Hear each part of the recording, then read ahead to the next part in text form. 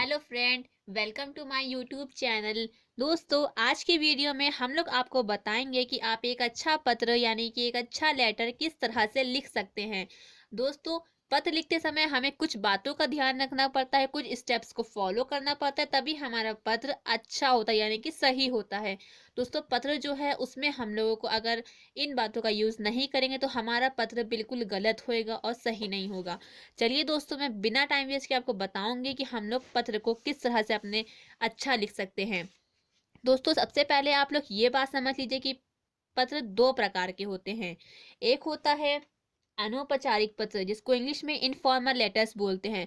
दोस्तों, ये पत्र आप अपने रिश्तेदारों या अपने निकट के लोगों या अपने मित्रों के लिए लिखते हैं। जो आप पत्र इन टॉपिक्स पर लिखते हैं वो होता है इनफॉर्मल लेटर्स।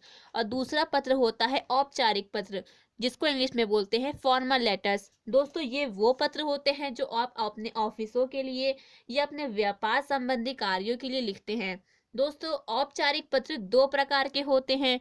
एक होता है ऑफिशियल लेटर्स और इंक्लूडिंग एप्लीकेशंस, और दूसरा होता है बिजनेस लेटर्स। तो दोस्तों, अब आपने जान तो लिया है कि पत्र दो प्रकार के होते हैं और उनमें से सेकेंड वाले पार्ट का भी दो प्रकार होते हैं। तो अब हम लोग दोस्तों बताएंगे आपको कि अच्छे पत्र में कौन कौन सी विशेषताएं होनी चाहिए। दोस्तों, अगर ये विशेषताएं आपके पत्र में है तो आपका पत्र बिल्कुल सही होगा, उसमें कोई भी गड़बड़ नहीं होगी। तो दोस्तों, सबसे पहला पॉइंट होता है हमारा पत्र में भाषा यानी कि लैंग्वेज। दोस्तों, आपको सबसे ज़्यादा ध्यान देना है अपनी लैंग्वेज में कि आप पत्र में जिस लैंग्वेज का यूज़ कर रहे हैं वो बिल्कुल स्पष्ट होनी चाहिए, इजी होनी चाहिए।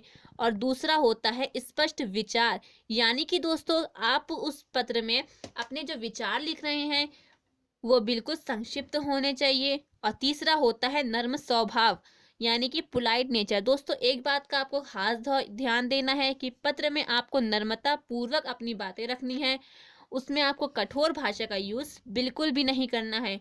और दोस्तों, एक पत्र का सबसे मेन पॉइंट होता है हैंड राइटिंग। दोस्तों, अगर आपके पत्र में हैंड राइटिंग आपकी सुंदर है ना, तभी आपका पत्र सही है, यानी कि उसमें आपको लिखते समय ज़्यादा गोदना नहीं है। ऐसे लिखना है कि कोई दूसरा उसको बहुत ही आसानी से पढ़ सके। और पांचवा पॉइंट होता है संक्षिप्तता यानी कि ब्रेविटी। दोस्तों, पत्र संक्षिप्त होनी चाहिए, उस पत्र में हमें अनावश्यक बातों का यूज बिल्कुल भी नहीं करना है। दोस्तों, ऐसे को हम लोग बड़ा करने के लिए उसमें सब कुछ लिख डालते हैं, लेकिन दोस्तों पत्र में ऐसा बिल्कुल भी नहीं है। पत्र में आप जिस टॉपिक पर ऐसे लिख रहे हैं उससे उससे बस रिलेटेड ही रहना है, उसी के अंदर रहना है, उसमें बिना फिजूल की बातों का यूज आपको बिल्कुल भी नहीं करना है। दोस्तों, अब मैं आपको बताऊंगी कि इनफॉर्मल लेटर्स के पार्ट यानी कि अनौपचारिक पत्र के भाग। दोस्तों, सबसे पहला पत्र होता है, दोस्तों अगर आप अपने ये पत्र अपने रिश्तेदारों या अपने निकट के लोगों या अपने मित्रों के लिए लिख रहे हैं तो आपको इन बातों पर ध्यान देना चाहिए। सबसे पहला होता है हेडिंग।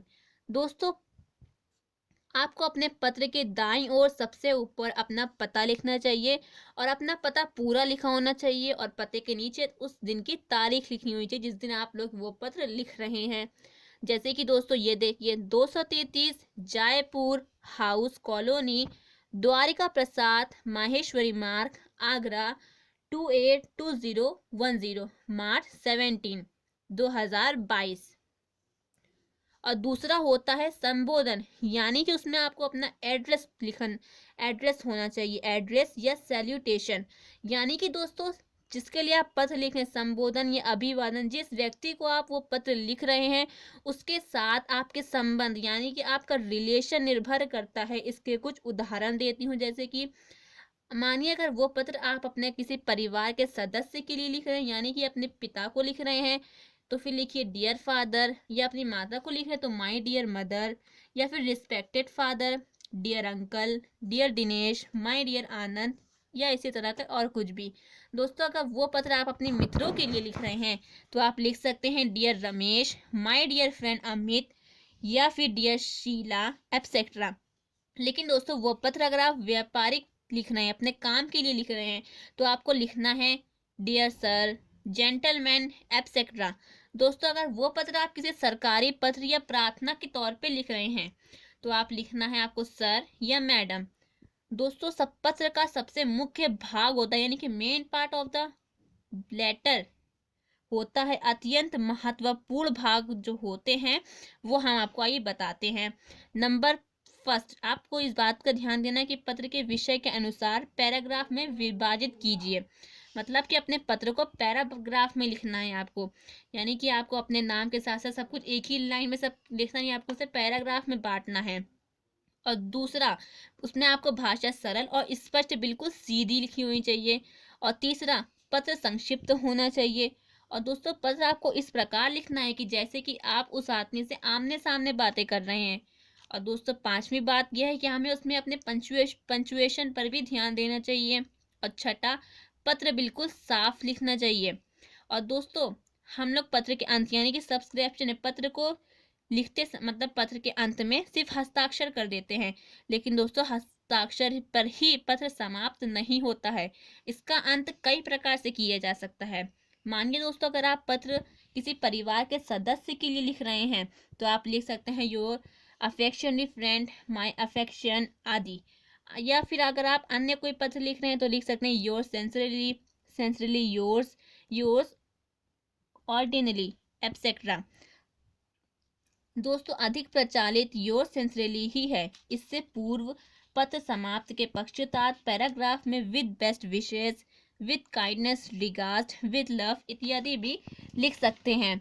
दोस्तों, सबसे लास्ट होता है सिग्नेचर यानी कि हस्ताक्षर। दोस्तों, हस्ताक्षर सदैव सब्सक्रिप्शन के नीचे ही किया जाता है, जैसे कि with my best wishes, your sincerely, आप अपना नाम लिख सकते हैं इसके आगे। तो दोस्तों, आई होप आप लोगों को समझ में आ गया होगा कि एक अच्छा लेटर लिखने के लिए हमें किन किन बातों का यूज़ करना चाहिए, किन किन स्टेप्स को फॉलो करना चाहिए। दोस्तों, आप अगर इन्हीं स्टेप्स को फॉलो करके अपना पत्र लिखना स्टार्ट करेंगे तो आपका पत्र 100% सही होगा। तो दोस्तों, मुझे कमेंट में लिख के ज़रूर बताना कि आपने इन स्टेप्स को फॉलो करके पत्र लिखा और आपका पत्र सही है कि नहीं। तो दोस्तों, अगर वीडियो अच्छी लगी हो तो वीडियो को लाइक कर देना। चैनल पे अगर फर्स्ट टाइम आए तो यार सब्सक्राइब कर देना, क्योंकि आपके सब्सक्राइब से ही मुझे मोटिवेट मिलेंगे।